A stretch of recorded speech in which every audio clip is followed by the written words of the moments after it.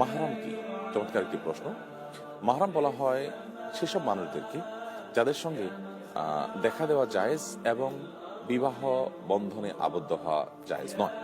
ধরুন একজন পুরুষের জন্য মাহরাম হলেন সেই সকল নারীরা যে সকল নারীদের সাথে তার জন্য তার পারিবারিক সদস্য হিসেবে গণ্য এবং তার রক্ত সম্পর্কীয় খুব কাছের আত্মীয়, তাদের সাথে তিনি দেখা দিতে পারেন পুরুষ হওয়ার পরও, যেহেতু তার ফ্যামিলির সদস্য, কিন্তু সেই সাথে তাদেরকে বিবাহ বন্ধনে আবদ্ধ হওয়া তাদের সাথে জায়েজ নয়।